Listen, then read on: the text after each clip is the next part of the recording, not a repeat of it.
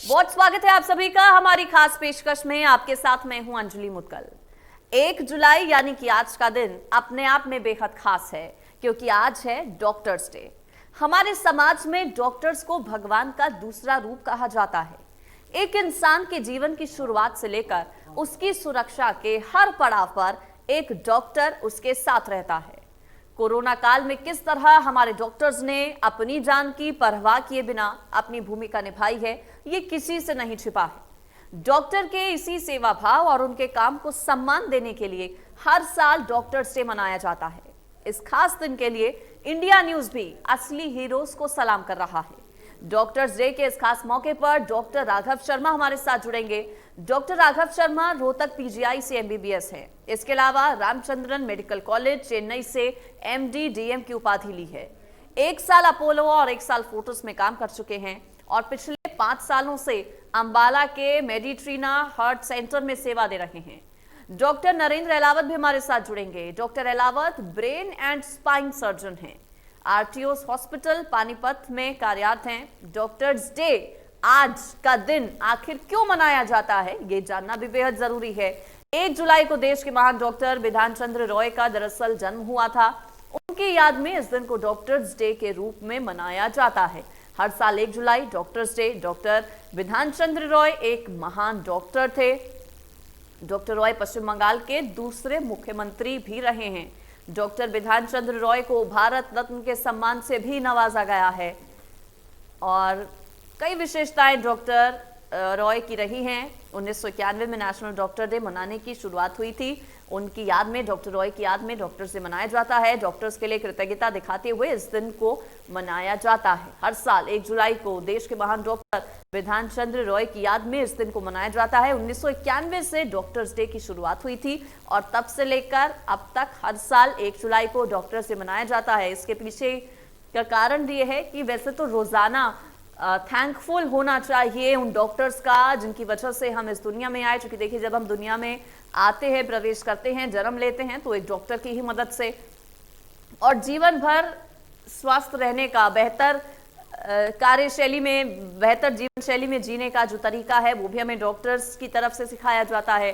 किसी बीमारी से अगर हम ग्रसित हो जाते हैं तो डॉक्टर्स ही वो होते हैं जिनकी तरफ से मदद की जाती है हमारी उस बीमारी से निकलने में। तो यही वजह कि डॉक्टर्स डे हर साल मनाया जाता है डॉक्टर विधान चंद्र रॉय की याद में, और एक मौका इसे कह सकते हैं सभी डॉक्टर्स को जो हमारे जीवन से जुड़े रहे हैं, जिनका कभी ना कभी, कहीं ना कहीं योगदान हमारे जीवन में रहा है, उनको थैंक्स करने के लिए ये डॉक्टर्स डे मनाया जाता है। और इंडिया न्यूज ये खास पेशकश लेकर आया है उन सभी डॉक्टर्स को सलाम करने के लिए जिन्होंने न सिर्फ कोविड काल में अपनी जान की परवाह किए बिना, अपने परिवार की परवाह किए बिना अपनी भूमिका को कैसे निभाया, अपनी जिम्मेदारी को कैसे, किस तरह से समझा है और उसे बखूबी निभाया है अपनी जान की परवाह किए बिना। ऐसे सभी डॉक्टर्स को इंडिया न्यूज सलाम करता है और लगातार अलग अलग जो डॉक्टर्स हैं वो भी हमारे साथ जुड़ रहे हैं, जिनसे हम चर्चा कर रहे हैं आज नेशनल डॉक्टर्स डे को लेकर। खास मेहमानों का रुख कर लेते हैं। डॉक्टर राघव शर्मा कार्डियोलॉजिस्ट हमारे साथ जुड़ गए हैं। इसके अलावा doctor Narendra Ahlawat brain and spine surgeon हैं। आप दोनों का बहुत स्वागत है इंडिया न्यूज पर। डॉक्टर अहलावत, सबसे पहला सवाल मेरा आपसे, ब्रेन एंड स्पाइन सर्जन है सर आप। पहले तो मैं आप दोनों को ही सलाम करती हूँ। नेशनल डॉक्टर्स डे है आज, और एक दिन क्यों, हर दिन मुझे लगता है डॉक्टर्स का होता है, क्योंकि आप लोगों की वजह से ही हम इस दुनिया में आते हैं, आप लोगों की मदद से, और अंत तक बेहतर स्वास्थ्य जीने के लिए, बेहतर स्वास्थ्य पाने के लिए आप सभी का बहुत बड़ा योगदान रहता है। डॉक्टर अहलावत, ब्रेन सर्जन चूंकि सर आप हैं, आजकल ब्रेन रिलेटेड समस्याएं भी सर बहुत ज्यादा बढ़ गई हैं।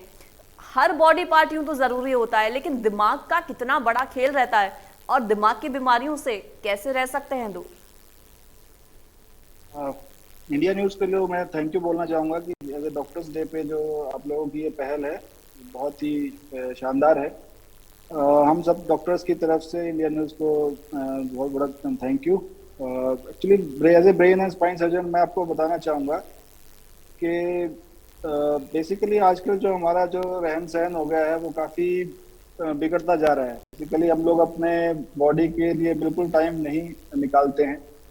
बेसिकली जो ब्रेन की बीमारियां होती हैं, बीपी, शुगर, हाइपर कोलेस्ट्रोलेमिया और इन सब चीज़ों से बढ़ती हैं। और बेसिकली ये क्यों बढ़ते हैं, क्योंकि हम लोग अपनी बॉडी के स्वास्थ्य का बिल्कुल नियमित तौर पर ध्यान नहीं रखते हैं। हम लोगों को अपनी दिनचर्या में रेगुलर वॉक करना, अपने डाइट का ध्यान रखना और दिमाग को स्ट्रेस फ्री रखना बहुत ज़रूरी है। स्ट्रेस फ्री मतलब जैसे आजकल हमारा मोबाइल के अंदर इतना ज़्यादा रहन सहन हो गया है कि हम एक भी मिनट अपने मोबाइल को अपने से दूर नहीं करते। सारा दिन मोबाइल एक एडिशनल टेंशन की तरह ही काम कर रहा है। तो उसके साथ जो पेशेंट बीपी और शुगर के मरीज होते हैं वो अपना रेगुलर चेकअप नहीं कराते, दिनचर्या में खान पान का प्रॉपर ध्यान नहीं रखते, और व्यायाम को तो भूल ही जाइए कि मतलब वो रेगुलर डेली अगर वॉक करे बंदा, अपना वेट कंट्रोल करे, तो बीपी शुगर ठीक रखे, तो दिमाग की बीमारियां भी उसके साथ ठीक रह सकती हैं। बेसिकली हार्ट और दिमाग दोनों हैं जो हमारे मेन ऑर्गन्स हैं, जो कि इन सब चीजों से बहुत प्रभावित होते हैं। और ब्रेन ब्रेन भी डायरेक्टली हार्ट से लिंक्ड है। जब हार्ट ठीक काम करेगा और हार्ट बीपी ठीक रखेगा और अच्छा खून को ब्लड फ्लो, ऑक्सीजन का फ्लो ठीक रहेगा ब्रेन में, तो ब्रेन भी ठीक से काम करेगा। तो ये मेन दिक्कतें आज की डेट में आ रही हैं कि सब लोग अपने जो रहन सहन के ऊपर बिल्कुल ध्यान नहीं दे रहे हैं, व्यायाम बिल्कुल नहीं करते, मोटापा बढ़ता जाता है, वेट बढ़ता है, तो वो सब चीजों की बीमारियों को साथ लेके आता है। बिल्कुल सर, बहुत जरूरी बात आपने कही है। मोटापा, ओबेसिटी एक बड़ी समस्या आजकल बनती जा रही है, जो कि शुरुआत से ही देखते हैं हम, कई बच्चे भी इसका शिकार हो जाते हैं और बूढ़े होने तक इसकी वजह से कई सारी बीमारियों से भी ग्रसित हो जाते हैं। डॉक्टर राघव शर्मा, आप कितना इत्तेफाक रखते हैं इस बात से कि ब्रेन और हार्ट बहुत ज्यादा एक दूसरे से कनेक्टेड है, सबसे ज्यादा इंपॉर्टेंट है? आजकल हम देख रहे हैं कि युवा जो हैं वो भी हार्ट डिजीज से बहुत जल्दी ग्रसित हो जाते हैं। इसके पीछे की वजह क्या मानते हैं आप? जी, पहले तो मैं आपका शुक्रिया करता हूं कि आप मुझे इस अवसर पे बोलने का मौका दे रहे हैं। वही बात आपकी कि युवाओं का आजकल जो है, बिल्कुल जैसे डॉक्टर अहलावत ने बताया है, बिल्कुल सही बात है कि ब्लड प्रेशर की, शुगर की बीमारियां दिन प्रतिदिन बढ़ती जा रही हैं। और हमारे भारतीय लोगों में कुछ स्ट्रेस भी बहुत ज़्यादा है। एक तो हम दूसरों की चिंता ज़्यादा करते हैं अपनी छोड़ के।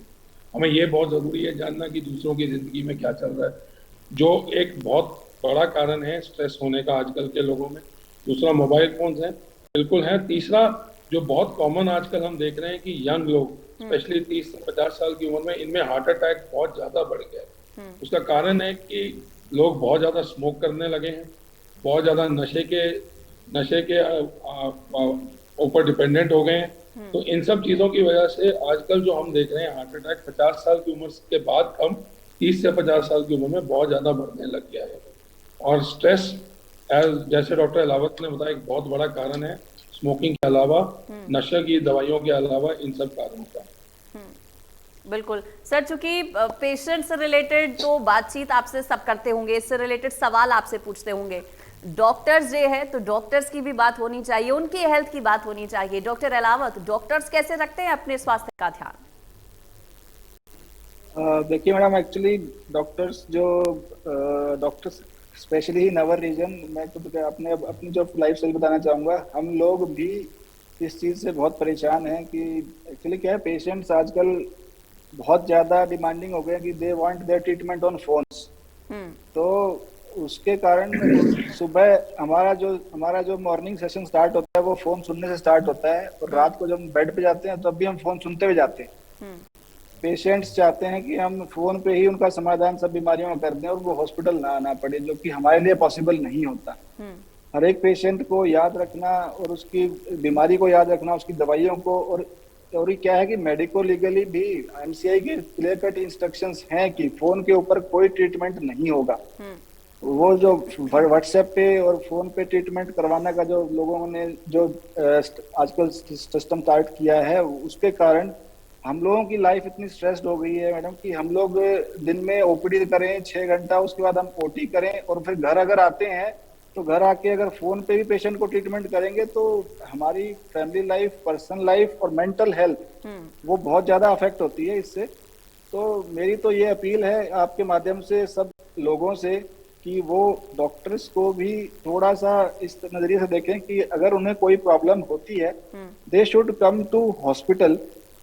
वो ज्यादा एक आसान और प्रॉपर तरीका है कि भाई कोई भी अगर आपको दवाई से कोई दिक्कत हो रही है, कोई टेस्ट अगर आपने करवाना है, तो they should come to the hospital and take consultation there. Rather than phone पे आधी अधूरी नॉलेज हमें मिलती है पेशेंट को क्या प्रॉब्लम है, आधे अधूरे टेस्ट डिसाइड होते हैं और उनसे पेशेंट का ही नुकसान होता है।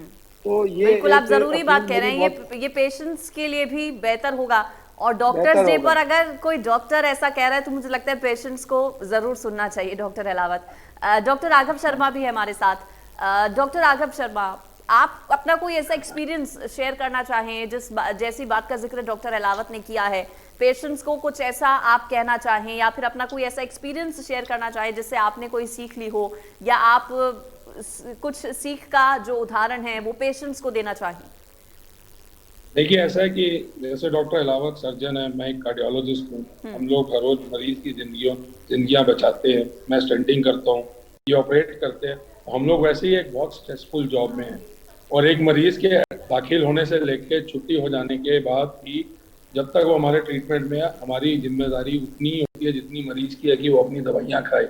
तो हमारी जिंदगी तो वैसे ही बहुत स्ट्रेसफुल होती है, इसमें कोई शक नहीं है, ठीक है ना। लेकिन मैं ये बात मानता हूँ कि मरीजों की भी गलती नहीं है, डॉक्टर अहलावत की बात भी बिल्कुल ठीक है, क्योंकि जिस मरीज को तकलीफ है उसको उस टाइम पे डॉक्टर ही दिखेगा जो उसको एक सांत्वना और एक तसल्ली दे सकता है, क्योंकि वो विश्वास मरीज को एक डॉक्टर पे ही रहता है। बिल्कुल।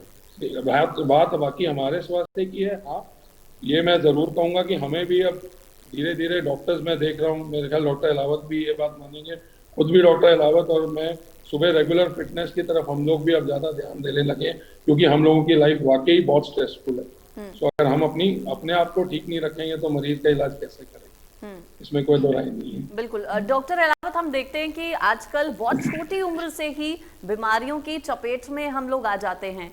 इसके पीछे की वजह क्या मानते हैं? क्या जीवन शैली, खान पान इसके पीछे की वजह है?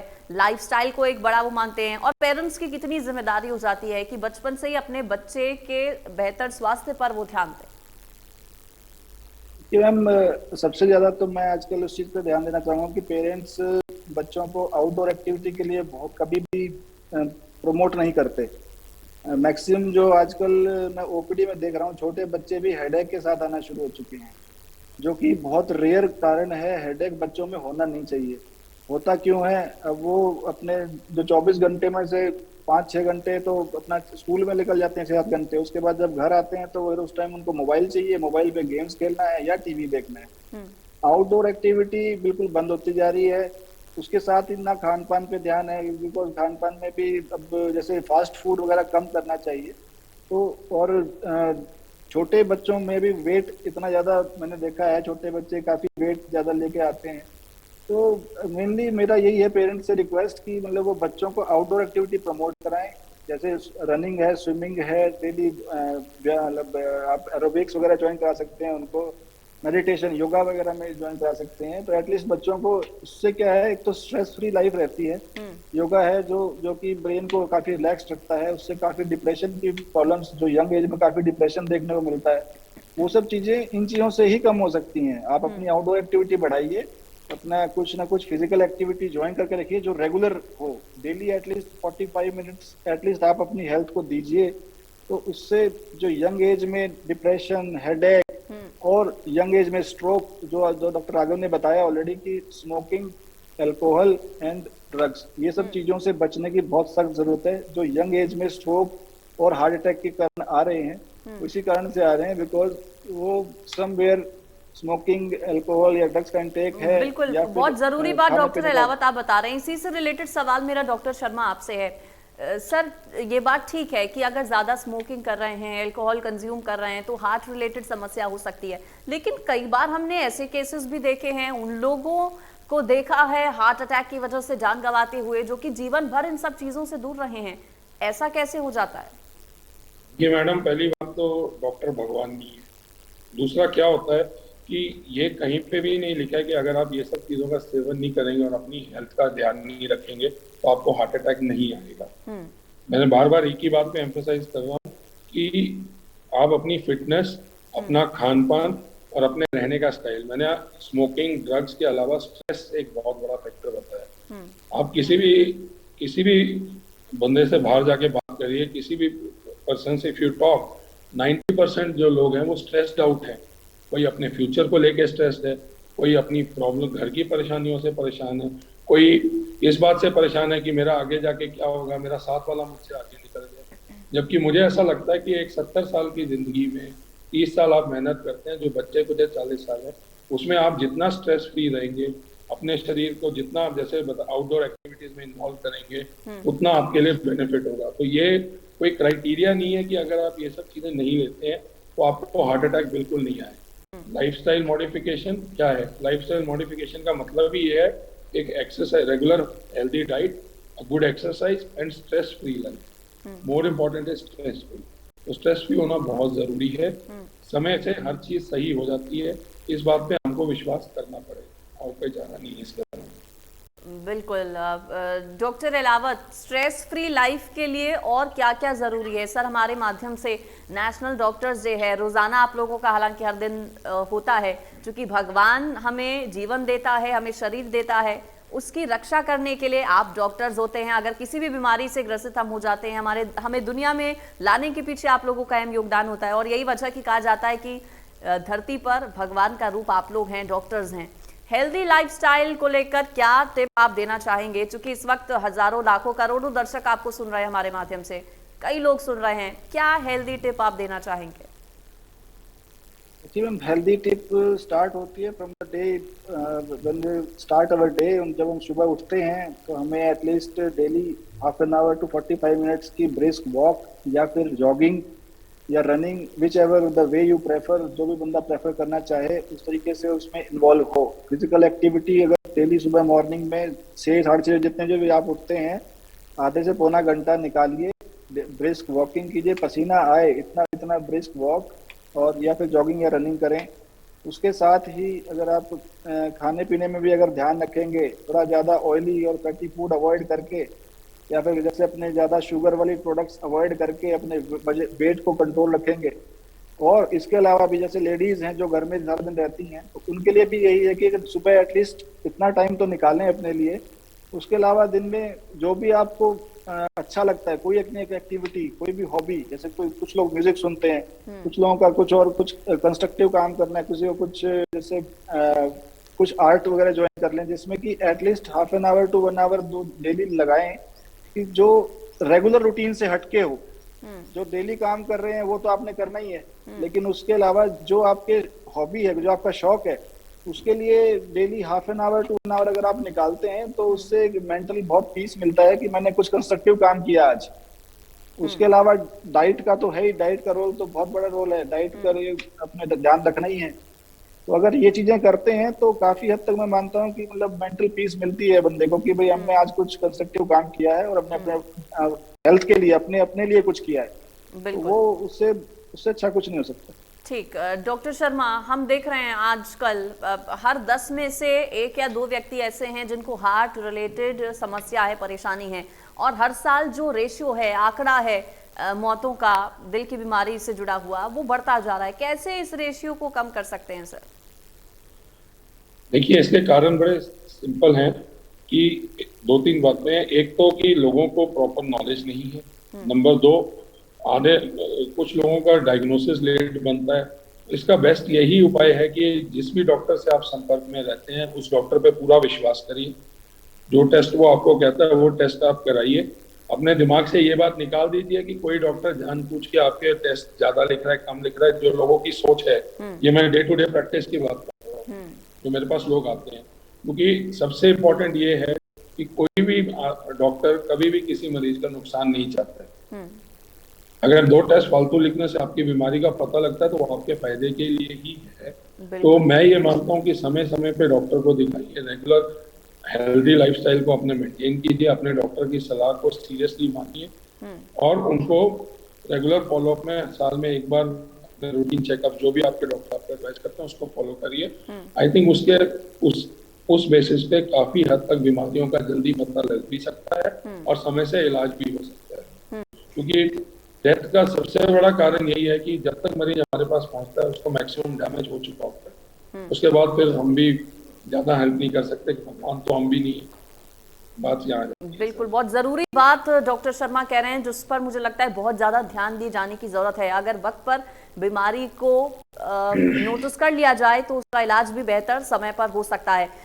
डॉक्टर अहलावत, रूटीन चेकअप्स कितने दिन में आप सजेस्ट करेंगे, कितने टाइम पीरियड के बाद कराते रहना चाहिए, और बेसिक टेस्ट कौन कौन से हैं जिससे पता लगाया जा सकता है कि कुछ बीमारी, किसी बीमारी की चपेट में हम आ रहे हैं? बेसिक टेस्ट सर कौन कौन से हो सकते हैं जो कि रेगुलरली कराए जाने चाहिए?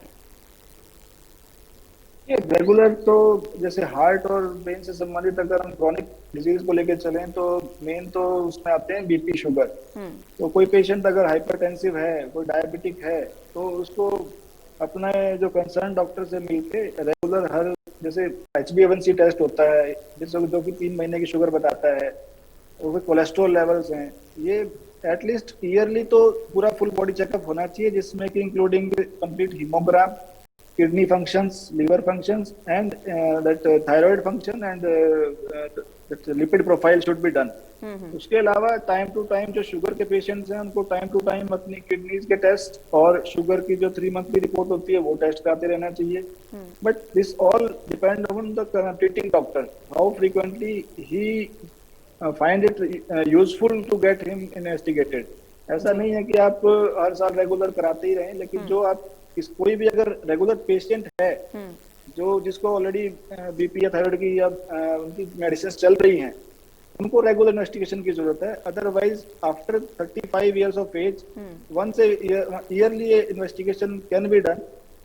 इसके अलावा जो अपना बॉडी वेट जो है वो उसको कंट्रोल रखें, बिकॉज इससे स्पाइन की जो समस्याएं हैं वो भी बॉडी वेट के साथ डायरेक्टली लिंक्ड हैं। जैसे जैसे मोटापा बढ़ता है ऐसे ही स्पाइन की समस्याएं भी उत्पन्न होती हैं, बिकॉज जितना भी हमारा बॉडी का वेट है वो हमारी स्पाइन के ऊपर आके डायरेक्टली पड़ता है। तो जितना वेट नीचे, जैसे कमर का दर्द है, पैरों का दर्द है, वो सब इसीलिए बढ़ते हैं बिकॉज बॉडी वेट बढ़ता जाता है, तो दिक्कतें आती हैं। तो इसके साथ साथ कैल्शियम, विटामिन डी और विटामिन B12, ये भी जो प्योर वेजिटेरियन डाइट जो पेशेंट्स लेते हैं वो लोग विटामिन B12 भी चेक करा सकते हैं साल में एक बार जी। और जो जिनको कमर या की समस्याएं ज्यादा होती हैं तो वो कैल्शियम और विटामिन डी ये भी प्रॉपर लेते रहें एटलीस्ट। ठीक है, बहुत बहुत जरूरी बात सर आप बता रहे हैं। कौन कौन से टेस्ट करवाए जा सकते हैं 35 साल की उम्र के बाद, खास तौर पर अगर आप बीपी और शुगर की चपेट में हैं तो कितना फ्रीक्वेंटली टेस्ट कराना है, ये डॉक्टर हमें बता रहे हैं। डॉक्टर शर्मा, चूंकि हम इस खास पेशकश के जरिए हमारी सर ये कोशिश है कि डॉक्टर से डिटेल में हम लोग बातचीत कर पाए, आप लोगों को सैल्यूट करने के अलावा आपके एक्सपीरियंस भी जान पाए। इससे पहले भी कई डॉक्टर्स हमारे साथ जुड़े थे, उनसे भी मैंने ये सवाल किया था।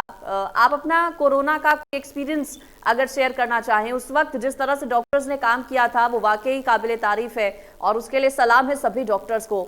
सवाल मेरा ये कि क्या डॉक्टर्स को डर नहीं लगता? वो जो दौर था सब घरों में कैद थे, एक डर और खौफ का माहौल था, सड़कें सुनसान थी, लेकिन आप लोग अपनी जिम्मेदारी निभाते हुए रोजाना घर से निकलते थे, अपनी जान की परवाह किए बिना आपने लोगों का इलाज किया। देखिए, डर तो किसको नहीं होता, हर आदमी लाइफ में डरता ही है, लेकिन एक जिम्मेदारी भी है। अपनी जान की सोच के किसी की जान तो नहीं जाने दे सकते ना, तो हिम्मत तो करनी पड़ेगी।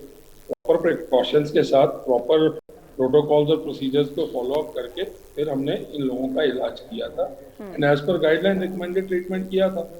अब ये हमारा फर्ज भी है और हमारी ड्यूटी भी है। मैं एक कार्डियोलॉजिस्ट हूँ, हार्ट अटैक का अगर मरीज मेरे पास आएगा, ये कोई कारण नहीं है कि मैं उस मरीज का इलाज नहीं करूँ क्योंकि कोरोना फैल रहा है। तो मैं अपनी duty, it is my duty, और इसी के लिए मैंने कार्डियोलॉजी की और डॉक्टरी की है।